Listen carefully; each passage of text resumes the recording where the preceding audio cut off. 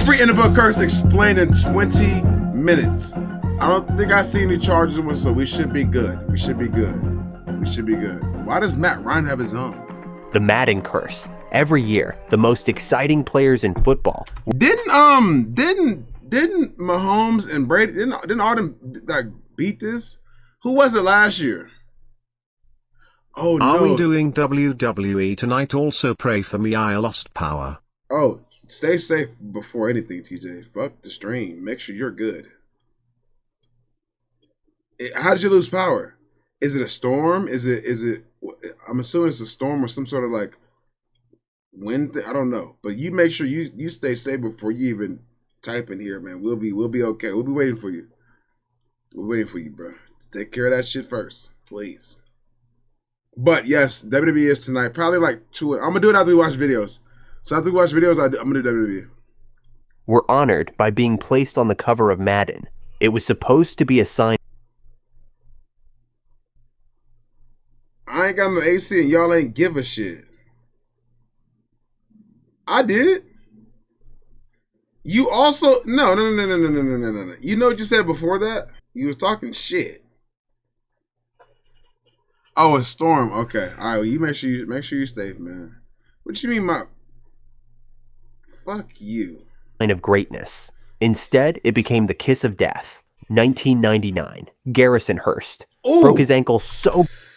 Oh shit! Badly. No! I didn't mean to pause it. I didn't mean to pause it. I didn't mean to pause it. I looked away and paused it. I apologize. Oh shit! That nigga's leg and ankle was not supposed to go that way. Barry Sanders. He retired suddenly, just weeks before the game came out. 2001.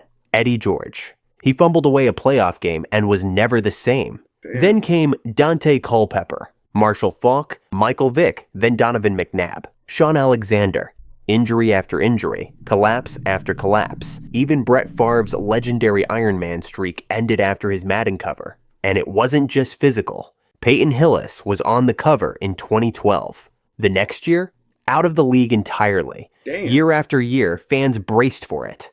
Oh no, he's on the cover? He's done. Patrick Mahomes is one of the few to survive it, even breaking the curse by winning the Super Bowl after his 2022 cover. But it's been reignited after Christian McCaffrey suffered a season-ending injury after gracing the cover this was bad. of Madden 25. The Madden Curse became one of football's strangest superstitions. The Super Bowl loser curse. You make it all the way, 60 minutes from glory, and then you lose. Not just the game, but something more. Because in the NFL, losing the Super Bowl isn't the end of a season. It's the start of a curse. Since the NFL-AFL merger in 1970, most teams who lose the Super Bowl come back the next year and collapse. In some cases, they never recover. Damn. The 2001 Rams lost to the Patriots. They haven't been the same since. The 2008 Cardinals came inches from a title, then never made it back. The 2015 Panthers, 15-1. Woo! Woo! MVP quarterback. Who won a ring? Oh, the Rams did win. But it took them 20 years. But I mean, they won. But it's the same. Okay, I'm assuming he's meaning St. Louis Rams. You gotta remember that, because like some people like the San Diego Chargers and the LA Chargers aren't the same team, but technically they are the same team, but they're not. Just like the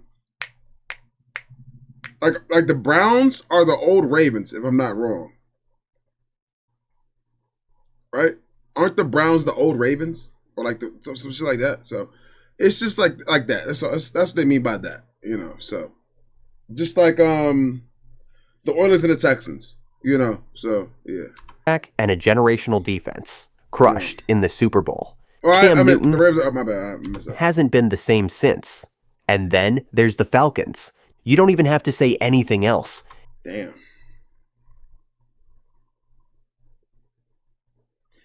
Have the Falcons won a playoff game since 28-3?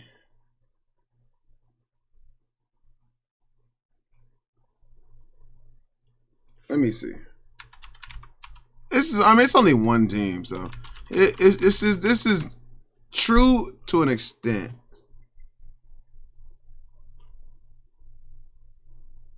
To an extent.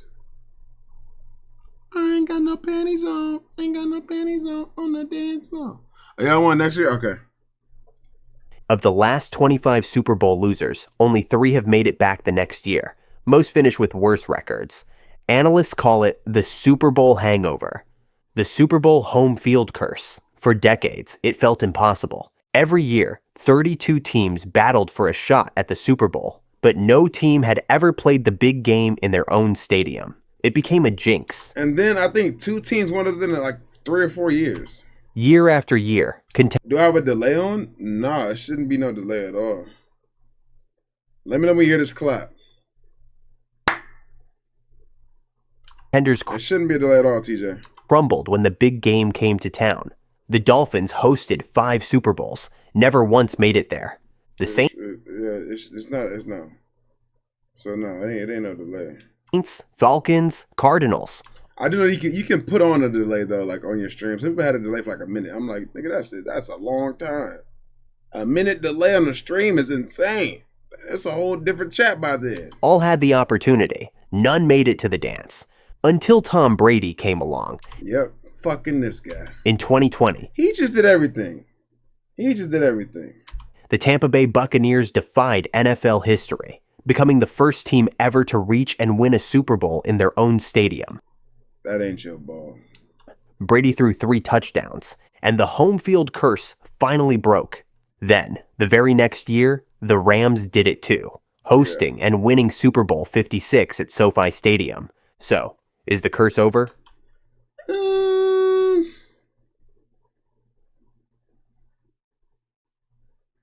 I wouldn't say it's over. But it's Maybe. The MVP curse. Every year, the NFL MVP doesn't win the Super Bowl. It's one of the strangest, Really? most stubborn curses in football. Kurt Warner in 2001 lost in the Super Bowl. Sean Alexander in 2005 blown out in the Super Bowl. Tom Brady in 2007 lost on the helmet catch. Cam Newton, Matt Ryan, Lamar Jackson, all MVPs, all had their seasons end in Damn. heartbreak. From 1999 to 2021, 22 straight MVPs failed to win it all.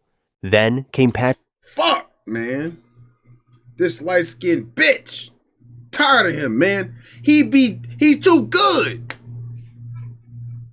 Like, you ever, like, I ain't trying to compare it to food, but like, you know when some food is gas, and you know, like, and you like, you know, like, this nigga, he too good, he too seasoned. Gosh, man, why you have to be on the AFC, bro? Why couldn't he go to the Bears? I ain't gonna lie, I'm really starting to hate the Bears now. I ain't gonna lie, I'm a Bears hater now. Because the Bears took Mitchell fucking Trubisky over him. Patrick Mahomes. I'd never let y'all live that down, now that I think about it. In 2023, he became the first player in 23 years to break the curse. MVP and a Super Bowl victory over the Eagles. He did it again in 2024, winning Super Bowl MVP and league I ain't gonna lie, Jet, you're definitely right. MVP. So is the curse finally dead? Maybe. No, the Bears should have drafted him first. Mitchell Trubisky was a quarterback at fucking UNC. Name me a quarterback that's ever came out of UNC that's ever been good. Ever. Ever. Ever. Ever. Me. Drake May. We don't know if Drake May is even good. He looked better than Mitchell Trubisky, though. I'll give you that. He looked better than Mitchell fucking Trubisky. But like even then, what players from UNC do y'all know of that's just like amazing? You got Peppers, you got Amari Hampton, and then who else? Like UNC ain't a football school; it's a basketball school. That's about it. Like we don't know about Amarion Hampton. Who? No, UNC, University of North Carolina. Ryan Switzer, he was cool. What's good glasses? Keep sneaking in Amari. I'm not sneaking him in. I'm just saying. By the way, I'm going to be posting a lot here, so it would mean a Eric Ebron, he was cool. He was cool. lot if you subscribed and dropped a like for the algorithm. The announcer jinx. Every football fan knows. Hell yeah. Don't leave my kicker alone when he about to make a field goal. Leave my nigga alone. Well, guess what? He's made 18 out of 18 kicks so far this year. Well, we lose it. Let me go ahead and get my fucking tears ready. The moment a commentator says it, something bad is about to happen. He hasn't missed a kick. Why us? Why? I just said it. You ain't have to go do it, though. I already said it, bruh. You ain't have to go prove me right. I knew I was right. This was that playoff game that we lost because this big-headed, little-headed ass nigga missed 3 field goals in the game. Fuck, man. I'm sorry. Great stream today. Let's get all the bad about. You know what? Never mind. We on crash out time. I gotta play WWE later on today. Fuck that shit. And fuck Nate Kading. All season. Clang. Off the upright. Nigga missed a. Ooh! He's never thrown a red zone interception. Pick, return for a touchdown. Yes, Nate Kading. This is the announcer jinx. The strange, almost supernatural belief that when a broadcaster praises a player too confidently, the universe flips the script. And it happens a lot. Take Tony Romo, known for predicting plays with eerie accuracy. In one game, Well, I can't stand this nigga when he commented. I'm sorry. I apologize. I can't stand hearing Tony Romo when he commentated the game. This nigga still think he in the huddle. Shut the fuck up. Well, listen here, guys. He's going to be going wide right with a 22. Z's going to be on a spot. X going to post. Now watch for the flash. Watch for the motion. Nigga. Just give us some Hall of Fame announcer calls. Like this one. It's over, ladies and gentlemen. Kenny Smith didn't even try. He just said it's over. And it's a classic one. Here you go talking about all this other extra shit. Shut the fuck up. You've ruining my experience. he said, he's got this in the bag as a kicker lined up for a game winner. Missed. Or Chris Collinsworth casually praising a quarterback's poise. One play later, Yo, Collinsworth is terrible for that. he fumbles the snap. He's terrible for that. It's not just a fan myth. Players believe in it. The NFL Black Cat Curse. November 4th, 2019. Giants versus... King, you think he makes it more entertaining for you? And that's fine. The way I watch it is completely different from how you watch it. Some people don't even listen to the audio at all. They just listen to music. So it's subjective. That's a very subjective conversation. It was good, Glasses. It's a very subjective conversation. Like, some people like Collinsworth, some people don't. Some people like Brady, some people don't. Some people like Harden, some people don't. Like, some people like Mike Brink, some people don't. It's just, it's a subjective conversation. I just don't like it because he be trying to talk X's and O's. Motherfucker, I got a wing in my hand. I don't want to hear about this shit. I'm over here getting fucking fat and eating shit. I don't want to hear about how I should be on the field and thinking about, this nigga running X and 9 routes. I should be running too. No. So it's insecurity, I guess you was. I don't know. Cowboys. Who you talking about? You talking about Tarico? At MetLife Mike Tirico? Stadium. Suddenly, out of nowhere, a black cat sprints onto the I was gonna say Joe Buckhart, nigga. It's Kevin Buckhart and Joe Buck. field. Players just stand there, confused. The cat takes a lap, trots into the end zone, and disappears under the bleachers. The Giants were leading at the time. After the This ain't really no curse. cat, they completely collapsed. The Cowboys Nigga, they was up 6 points with 3 field goals. went on a scoring spree and won the game. Fans brushed it off. Just a funny moment, right? But then came the curse. Since that black cat ran onto the field, NFL teams with cat mascots went on an unbelievable losing streak. These niggas just sucked. This is a crazy reach. I ain't gonna lie. These niggas just sucked. Panthers. This is before Joe Burrow. This is after the 2015 year when Cam was hurt, and this was the Jags when they were ass after Saxonville, and then who was the other team? NFL The Lions. There was the Lions. teams with cat mascots went on an unbelievable losing streak. Crazy reach. Panthers, Bengals, Lions. Together, they went 1-14 in their next 15 games. No, this is when Danny, they had a decent defense right here, but this was. But no, this is a crazy reach. I'm gonna be honest with you, because cat teams, I guess. I guess. But crazy reach. Crazy reach. The internet kept track. The cat team's curse became a running joke on Reddit, ESPN, even NFL broadcasts. Every time a cat team played at MetLife, fans joked, he's still That's there. my point watching. too, Jet. How did you go from Giants to just cats? The Giants is a, I don't know. But then you go to cats? Curse of Bobby Lane, Detroit Lions. This one, it's legendary. Not just because of who said it, but because it actually came true. Bobby Lane was the Detroit Lions' golden boy, a Hall of Fame quarterback, the face of a franchise that used to win a lot. But in 1958, something changed. What, he fought somebody and got his ass whooped? The Lions traded him to the Pittsburgh Steelers. No, even worse. Warning, no loyalty, just gone.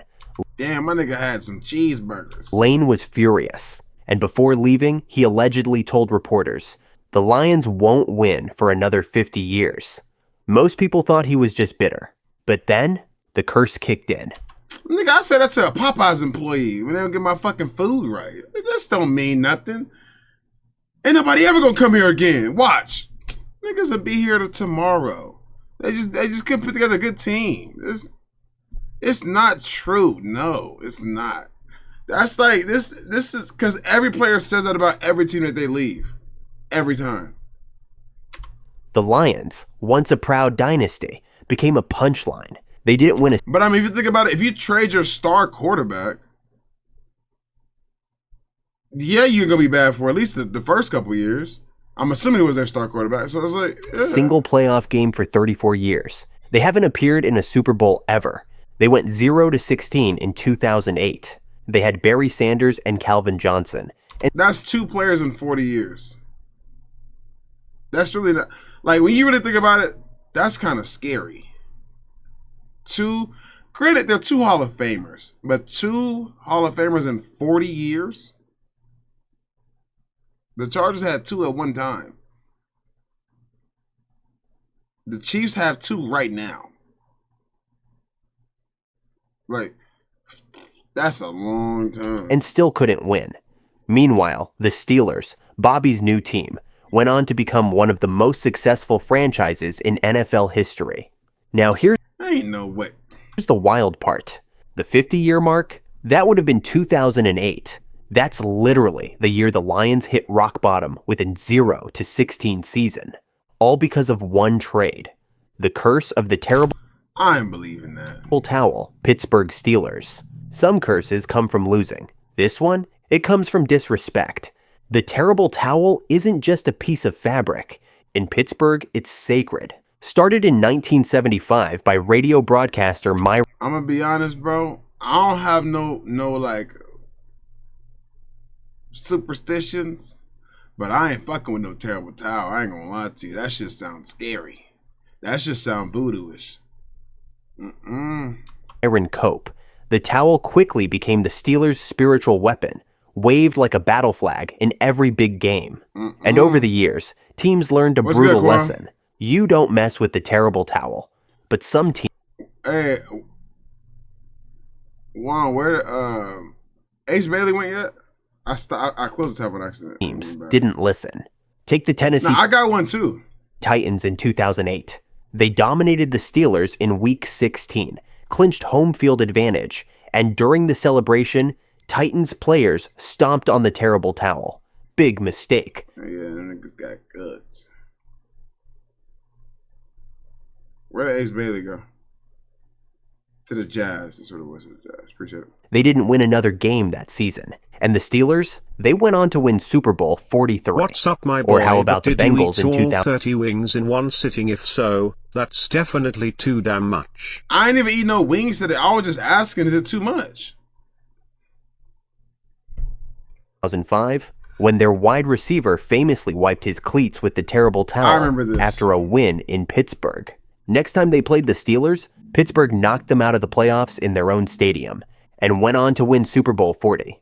Even the Jaguars felt it. In 2007, after a playoff win in Pittsburgh, 30 is not a lot.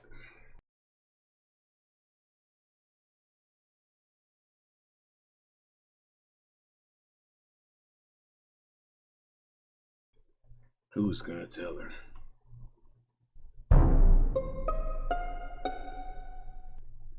Oh, we know it's not a lot for you. Oh, God. Jacksonville's mascot Towels carry Ebola. posed with a terrible towel. Damn. Since then, they've had one of the worst records in the league, fired multiple coaches, had more starting quarterbacks than These are just badly ran teams. playoff wins. The pattern Because we can find teams that talk shit about terrible towel too, and they're still decent and good. You know? keeps repeating. It's gotten to Like, for example, the Bengals went to the Super Bowl. the point where players refuse to touch it. Commentators whisper about it like it's a bad omen. It sounds ridiculous until it keeps happening. The curse of Doug Williams, Tampa Bay Buccaneers. Some curses come from superstition, others come from disrespect. Doug Williams was the first black quarterback ever drafted in the first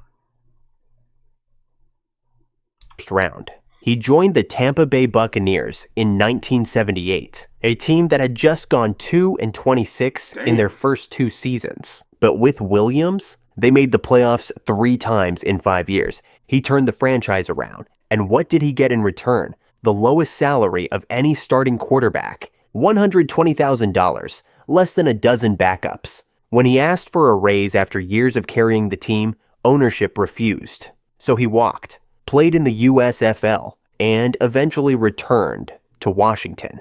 And in 1988, he became the first black quarterback to start and win a Super Bowl, torching Denver with 4 touchdown passes in a single quarter. Meanwhile, the Bucs, they went 12 straight seasons with double-digit losses. They became the joke of the league. It's not really a curse. It felt like karma, like the football gods were watching. And for years, Tampa Bay... The thing about football is that football is so unpredictable. And that's the greatest, not the greatest, but that's one of the greatest things about football is that it's so unpredictable. Like right now... Lamau, I remember in school I made a presentation on the first black QBs. He was one of them. He was one of them. And that's Gaz. It's just because like right now, we have a few ideas of teams that could possibly win a bowl. Eagles, Chiefs, Bills, Ravens, Commanders. Right. But a few wrong steps, a few wrong turns, a few wrong accidents, and it could be the fucking Cardinals or something. Or the fucking Rams. Or the Bengals. Or the Chargers. Or the Colts. Like, it is crazy. Because who knows? The Colts could just get fucking hot with Daniel Jones. And just start cooking. We'd be like, damn, nigga. Where was that in New York? Same thing with the Vikings. J.J. McCarthy come out and just start lighting shit up. I'm talking about 5,000 passing yards, 42 touchdowns, and 8 picks. And we wouldn't even realize it. You know, it's like we wouldn't even predict it. So I wouldn't say this is a curse. I would just say this is very unpredictable because for 5 years, you went to the playoffs and didn't win. Went to the playoffs, didn't win. You know, so it's like, damn, do we want to keep paying this nigga just to make it to the playoffs or do we want to try something new? I didn't throw no weak-ass bolts in there, nigga. Fuck you. Couldn't escape it. Doug Williams eventually watching, and for years... That don't look like me. That nigga looks nothing like me. There's actually no black people even on the screen. Years, Tampa Bay couldn't escape it. Doug Williams eventually returned to the Bucs in an executive role. Time healed some wounds. Nah, it definitely is. It definitely is, Quan. But the curse, it left a mark. The Browns quarterback curse. If you ever I believe this. want to know what heartbreak looks like in football form, just ask a Cleveland Browns fan. Since returning to the NFL in 1999, the Browns have been plagued by one of the most bizarre and painful curses. And it's crazy, bro, because they don't have a quarterback still. In football. They can't find a quarterback. Not for a lack of trying. They've tried everything. Like, I'm gonna be honest, at this point, throw $1 billion at Patrick Mahomes and say, fuck it. Fuck it. How don't you believe this? I just feel like y'all have had good enough defenses to win games. Y'all just can't put that shit together on offense. Everyone. High draft picks, journeymen, college legends. And still, bust ass. That too. They keep changing GMs and fucking and head coaches too. Like, at some point, you got to just stick with that nigga. You got to just stick with the coach. After bust. At least for like 3 years. Like, we stuck with Staley for 3 or 4 years. We stuck with Anthony Lynn for 3 or 4 years. You got to give him a chance to get in there. The first year is going to be test year. See what he likes. Second year is going to make adjustments. Third year is the year you expect them to put it together. Fourth year is the final straw. You got to give him 4 years, though. You got to. Fan once stitched together a Browns jersey with the names of every that's nasty. quarterback who started a game for them since '99. The list stretched. I wouldn't be surprised, Danny. But I mean, but the crazy part is last year, RC, how many quarterbacks did y'all start last year? 5, 7, and they still made the playoffs. Dude, they started, I want to say 5 different quarterbacks that year and still make the playoffs. That's impressive. Past his knees. Didn't he win Coach of the Year that year? Or he was supposed to? From Tim Couch to Baker Mayfield, the supposed savior, the one who gave them their first. My bad, not last year, the year before that, because y'all played the Texans. We played the Texans last year. Yeah, it was the year before last. Playoff win in nearly 3 decades, only to be discarded a year later. It's not just the instability, it's the chaos. He won, and every time Cleveland fans think this is the guy, it all comes crashing down. And unless something changes, the curse will keep adding names to the list.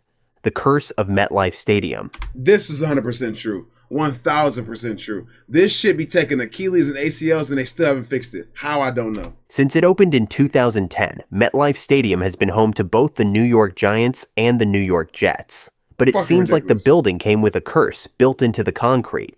Let's start with the Jets. No. Since moving into MetLife, they've had 0 playoff appearances, a rotating door of head coaches, and a quarterback room that could double as a history museum of failed experiments. From Mark Sanchez's decline to the Zach Wilson roller coaster, nothing has stuck. But it gets weirder. In 2023, they landed Aaron Rodgers. The move was supposed to end the curse instantly, only for his debut to last 4 snaps before a season-ending Achilles tear. But the Giants haven't fared much better. Since winning the Super Bowl in 2011, their first season at MetLife, they've mostly been stuck in the mud. Losing records, coaching chaos, talent wasted. Saquon Barkley, one of the brightest stars in the league, has had his career repeatedly derailed by injuries, many of them occurring on the MetLife turf, which players have complained about for years. In fact, the stadium became notorious for its turf being a magnet for non-contact injuries, so much so that multiple teams publicly voiced concerns, and the NFL was eventually pressured to replace the surface. The Saints' post-Bountygate curse. The New Orleans Saints were flying high. Drew Brees, Sean Payton, an electric offense. They won the Super Bowl in 2009 and looked poised to become the NFL's next dynasty. Then, Bountygate happened. In 2012, the NFL dropped a bombshell. I don't believe this. The Saints were running an illegal bounty program, paying players bonuses for injuring opponents. The fallout was nuclear. I still think this happens. Head coach Sean Payton was suspended for an entire season. Multiple players were fined or suspended. The team was fined $500,000 and lost 2 draft picks. The punishment was the harshest in league history at the time, and many believe it cursed the Saints from that moment on, because ever since Bountygate, the Saints have become the kings of devastating playoff heartbreak. The Minneapolis Miracle, 2017. A walk-off 61-yard touchdown as time expired. The no call, 2018.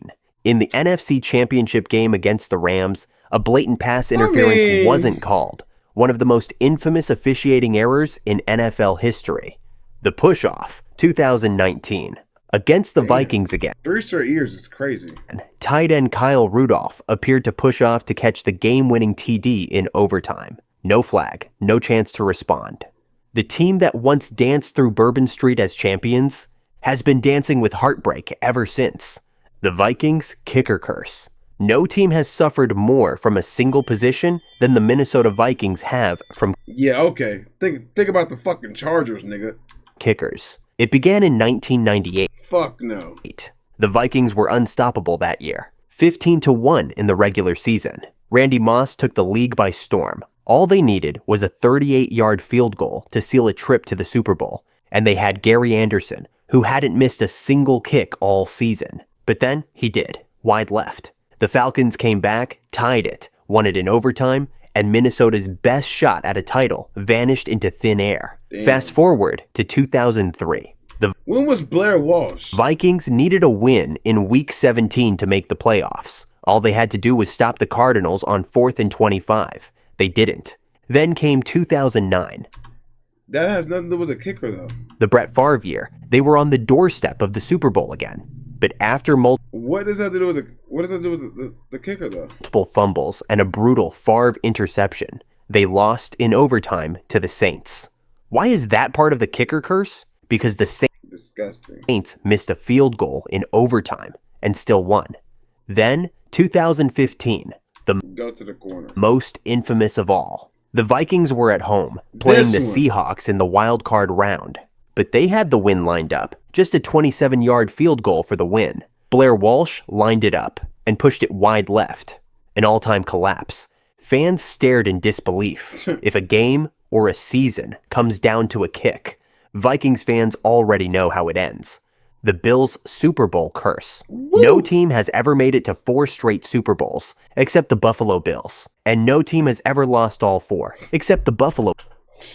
Bro, would you rather make it to 4 bowls and lose, or just never see your team win a bowl ever? Cause, man, if I see my team make it to 4 straight bowls, bro, and lose every one, I'm checking into the nearest fucking insane asylum. And I'm wearing that little shirt that have you like this, the straight jacket. I'm wearing that shit.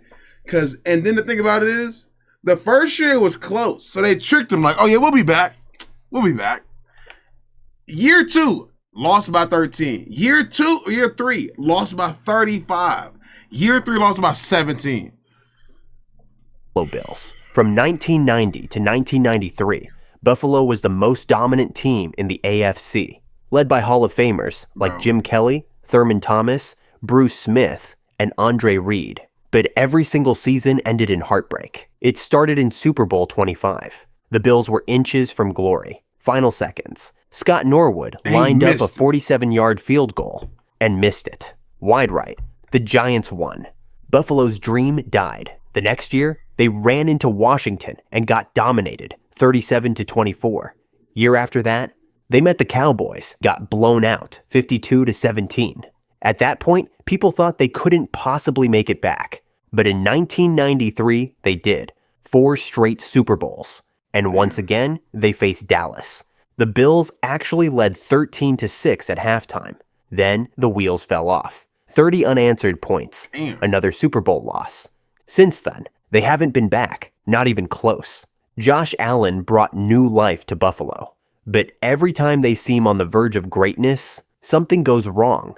They were No, not something. They just can't beat fucking Mahomes. the best team in the league for 4 straight years, and they have nothing to show for it. The Cowboys' post-90s curse. There was a time Nigga just said post-90s and that's it. Nigga just said Cowboys curse. when America's team ruled the NFL. From 1992 to 1995, the Dallas Cowboys were a dynasty. 3 Super Bowls in 4 years. Troy Aikman, Emmitt Smith, Michael Irvin. But since that last title in 1995, nothing. Not one NFC championship appearance. They've had Pro Bowl quarterbacks, stacked rosters, but every single time, something goes wrong. In 2014, it was Dez caught it, but didn't. In 2016, It's just a- rookie sensation Dak Prescott went It's just the Cowboys, like, their expectations are always Super Bowl or bust, no matter what. They never want to rebuild the right way. That's really the problem. 13-3 and lost to Aaron Rodgers in a heartbreaker. In 2022 and 2023, back-to-back playoff losses to the 49ers. When the lights get bright, they fall apart. The curse of Dan Marino's successor. Dan Marino didn't just throw a football, he launched it like a missile. Over 61,000 yards, 420 touchdowns. But there's one stat that haunts the Dolphins forever. 0 Super Bowl wins. And when he retired in 1999, the real curse began. Because since Marino left, the Dolphins have cycled through 25-plus starting quarterbacks in just over That's not a curse, though. 2 decades. It's not a curse. And not a single one has come close to matching Marino's magic. Every time they think they've found the guy, injuries, regression. The Dolphins have only made the playoffs 5 times since Marino's retirement. Marino was a once-in-a-lifetime talent, but it's almost like his exit left a void the franchise can't refill. The curse of Matt Ryan. Matt Ryan was never supposed to be cursed. He was the golden boy, Boston College star, top 3 draft pick, rookie of the year, and by 2016, the MVP of the league. Ryan threw for nearly 5,000 yards, 38 touchdowns, and led the Falcons to the Super Bowl. I feel like at this point, he's trying to get the video to 20 minutes. Atlanta jumped out to a 28-3 That's not no fucking Matt Ryan curse. That's just Brady being a fucking demon worshiper. That's what that is. lead over Tom Brady's This has nothing to do with fucking Matt Ryan. Patriots. And then it all fell apart. The Patriots mounted the greatest comeback in Super Bowl history. From MVP to meme. Just like that. But that collapse? It didn't just hurt Atlanta. It haunted Ryan. In 2022, Ryan was traded to the Colts, hoping for a fresh start. Instead, he became part of another brutal chapter. Against the Vikings, the Colts led 33-0, the largest lead in franchise history. And then it happened again. Minnesota pulled off the biggest comeback in NFL history. I see what he's trying to connect the dots, but it's not there. It's not there. No. I don't think people realize your defense got to give up these 30-something points. It ain't just you. And I don't care who you are. If you're up by 30 and 25, you're not going to keep passing the ball 72 times. You're going to start running the ball out of the clock going. And that's what they did. They just, defense couldn't get it topping even the Patriots' 28-3 comeback. Matt Ryan had now been on the wrong side of the 2 biggest collapses the league had ever seen. It was like football fate had chosen him. That's a curse. The curse of Kirk Cousins. Every team that lost to Kirk Cousins failed. This was hilarious. This was hilarious. This was hilarious. I don't know where this curse or where this stat came from, but this shit was hilarious. To win the Super Bowl that same season. It started small. In 2016, Cousins and Washington beat the Packers and Giants. Neither team made it past the divisional round. Then it kept happening. In 2000, this nigga, you ain't slick. That's a picture of Malik Neighbors. He ain't sniffed the playoffs yet. I said yeah because he going to, but neither team made it past the divisional round. Then it kept happening. Oh, it was in 2019, the Saints, a legit Super Bowl contender, lost to Cousins in the playoffs. They went home immediately. By 2023, it got spooky.